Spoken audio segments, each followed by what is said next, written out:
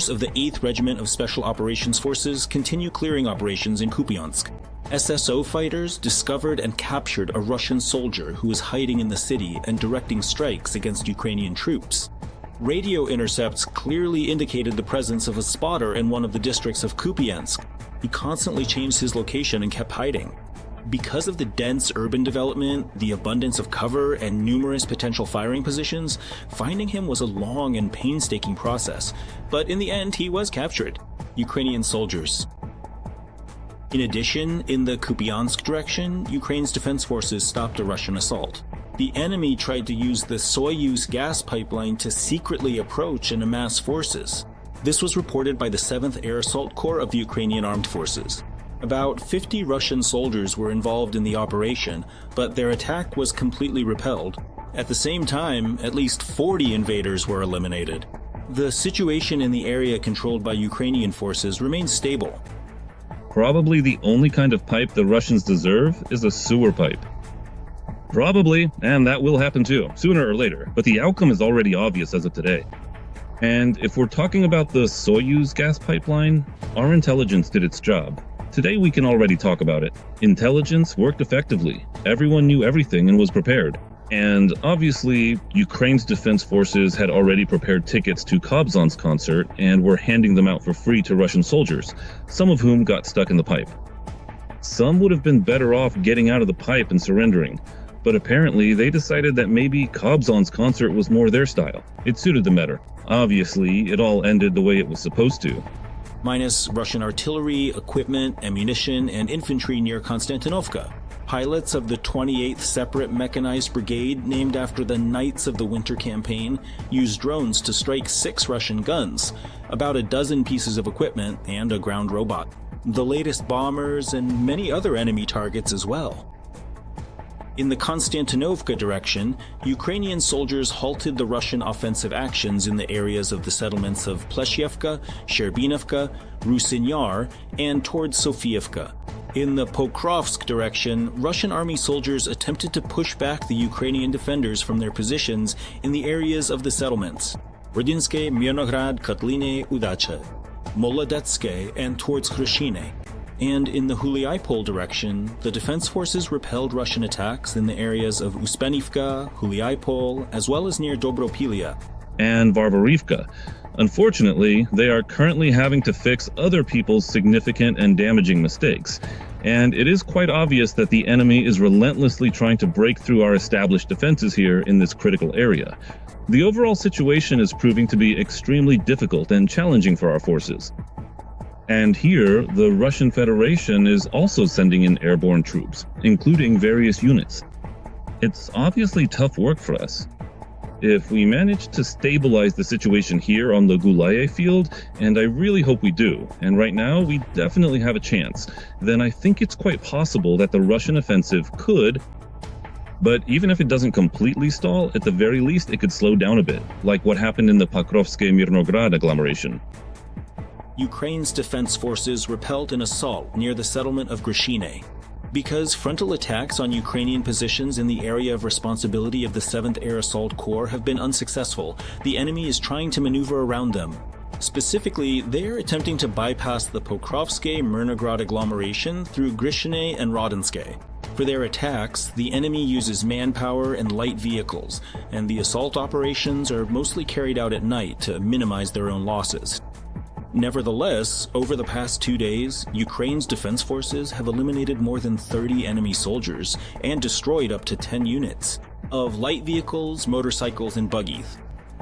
And in the Severoslobozhansky direction, border guard UAV operators from the strike drone aviation company Prime destroyed a Russian D-30 howitzer, vehicles, communications equipment, and an enemy shelter. In addition, the Russian occupiers suffered significant losses in manpower. So, over the past day, Ukraine's defense forces eliminated another 990 Russian occupiers. This was reported by the General Staff of the Armed Forces of Ukraine. Thus, the total losses of the Russian army since the start of the full-scale invasion have exceeded 1,212,000 personnel. In addition, Ukrainian defenders destroyed 8 tanks, 2 armored combat vehicles, 29 artillery pieces, and 2 multiple rocket launchers yesterday, as well as disabling 170 units of Russian automotive and special equipment. Joining the Freedom broadcast is Yuriy Fedorenko, commander of the 429th Separate Achilles Unmanned Systems Regiment of the Ukrainian Ground Forces. Yuriy, we are glad to welcome you. Glory to Ukraine. Glad to welcome you. Glory to the heroes. Yuriy, let's start with the most intense area, the Pokrovsk-Mirnograd agglomeration.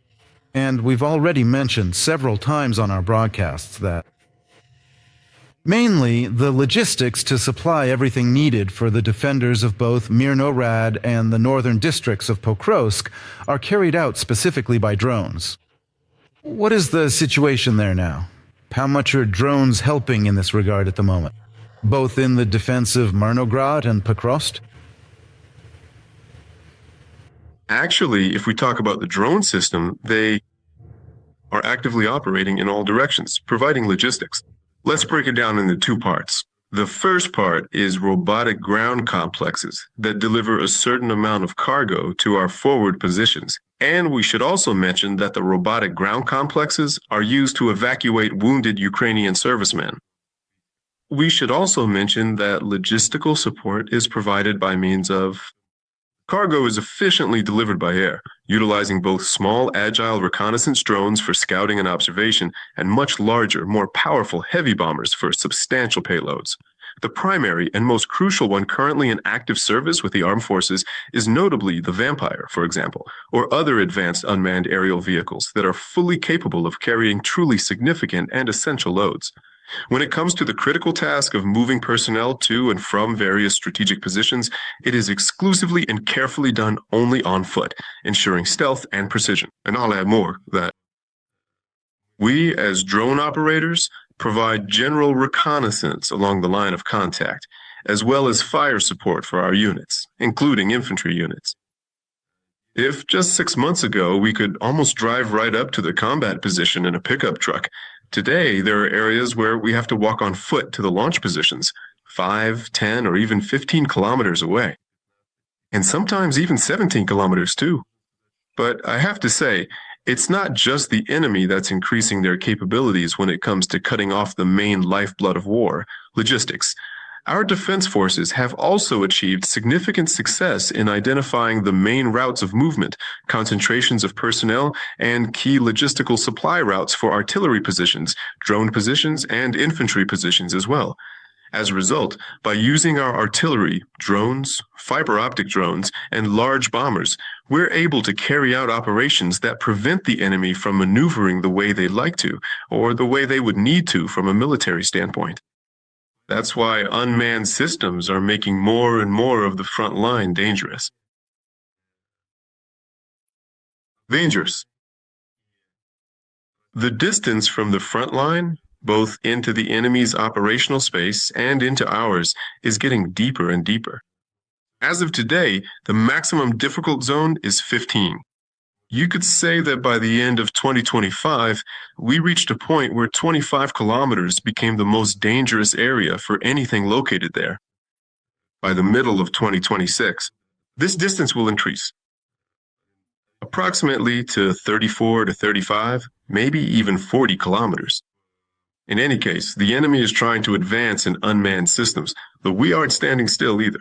That's why the war continues, with drones being one of the main aspects of combat operations. But we must also remember that behind every drone, every cannon, every weapon system, there is a living person. So people remain the main asset in war. No doubt, you are absolutely right. And we also need to talk about the results that are already visible on the battlefield. Here's a figure that has come up. It's very important for us to mention it on air and show just how titanic the effort is to achieve such results.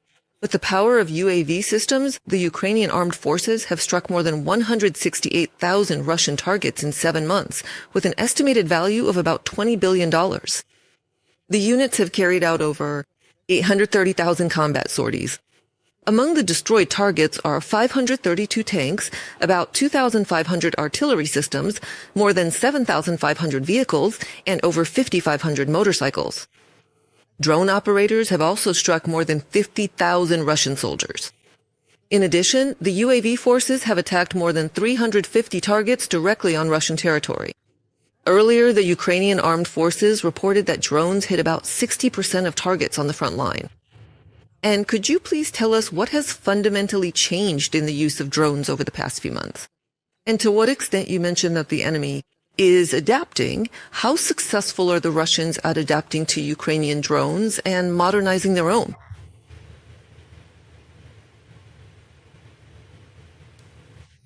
By the end of 2025 and the beginning of 2026, several types of drone weaponry have become the foundation. The first thing we should mention is drones that shoot down, in our case, enemy drones like Jaran or Shahed. The enemy is also ramping up air defense drones that are capable of targeting our drones as well. And in second place, I would still put fiber optic drones. These are the drones where the signal comes from. The control goes from the remote directly to the drone, and the controls, when the drone is in the air, like left, right, up, down, and the transmission of the image, the video feed, doesn't happen by sending a signal over a certain frequency band from the drone to the remote, and vice versa. Instead, the signal is transmitted through a fiber optic cable that unspools during the drone's flight. As a result, this drone cannot be affected by electronic warfare systems, and for this drone, the concept of a radio horizon simply doesn't exist. Let me try to explain what a radio horizon is. I got a phone here. Let's imagine this is a hill. The pilot is here, and the target is over here, behind the hill. They're on the same level, but there's something between the pilot's position and the target. This block right here. And when we fly the drone, trying to hit the target, the signal from the controller doesn't reach the drone itself. It gets blocked by the hill. Accordingly, a fiber optic drone can easily fly over any elevation, operate in forests or other complex terrain, and as a tool, it's extremely effective. And now, both we and the enemy, unfortunately, are working on increasing the length of the fiber optic cable that the drone carries, the one that transmits the signal, from 20 to 25 kilometers up to 50. And as a result, in 2026, the first deployment will happen. This will take place on the line of contact. So targets located up to 50 kilometers behind the front line will become accessible. They will be widely accessible to both us and, unfortunately, the enemy as well. That's why drones and technological advancements are making the front line extremely complex. Plus, we also need to understand the trends currently happening in China, because for drones, what's important, I'll use my own experience as an example. Let me show you. For drone, it's extremely important. The battery, the electric battery, its weight is critical, as well as its size and the amount of charge it holds. Right now, new types of batteries are making batteries lighter while increasing the amount of charge they can hold. As a result, the drone powered by it can fly farther. The farther a drone can fly and deliver payloads, in our case, munitions, the more effectively we can strike the enemy where they are massing before moving to the line of contact. But we have to understand that this technology is also mirrored. In other words, one way or another, the enemy is doing pretty much the same thing. Plus, additionally, the enemy has a particular advantage in free access to the Chinese Nitrate. The enemy gets better components, better microboards, and better fiber optic cable directly from China. Meanwhile, in Ukraine, a number of measures have to be taken so that we can manufacture drones with high-quality components that can effectively deliver strong results on the front lines, both in terms of the number of launches and the number of drones deployed. They destroyed the target, so the war goes on. Speaking of technology, we also need to mention the enemy's Shahed drones. Unfortunately, they have carried out upgrades.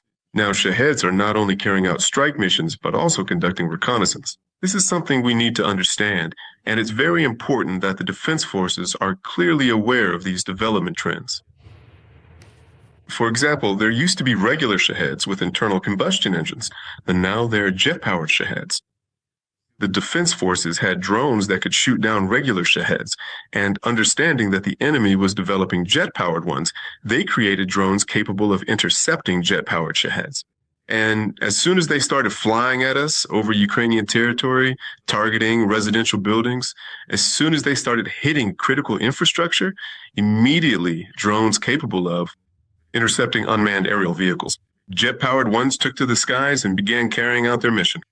That's why we understand the enemy in terms of where they're heading, and as a result, we determine a very important direction for developing our countermeasures, both technologically and in training our personnel to carry out missions on a front line. At the very critical line of direct contact. The Achilles 429th Separate Unmanned Systems Regiment of the Ukrainian Ground Forces was in touch with our studio. Subscribe to The Gaze and stay updated on the most important events, top news from Ukrainian all over the world, in-depth analysis, exclusive reports and interviews, all on hand in our channel. Join our community of viewers and stay tuned.